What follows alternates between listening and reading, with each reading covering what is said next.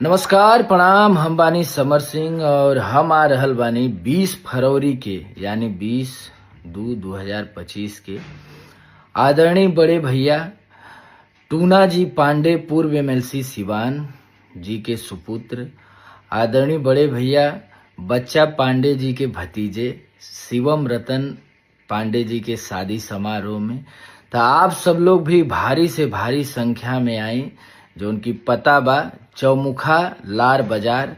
तो आप सब लोग भी आई भारी से भारी संख्या में, कार्यक्रम के सफल बनाई और वर वधू के खूब ढेर सारा आशीर्वाद दें, प्यार दें, दुलार दें। Thank you so much. 20 फरवरी के आप सब लोग आई। Thank you so much.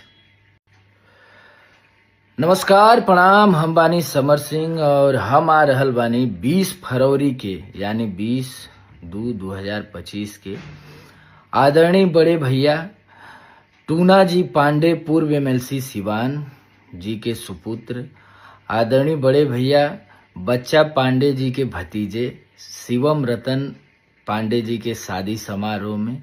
तो आप सब लोग भी भारी से भारी संख्या में आई, जो उनकी पता बा चौमुखा लार बाजार।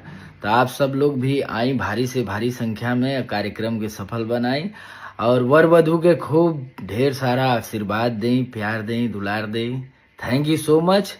20 फरवरी के आप सब लोग आई। Thank you so much.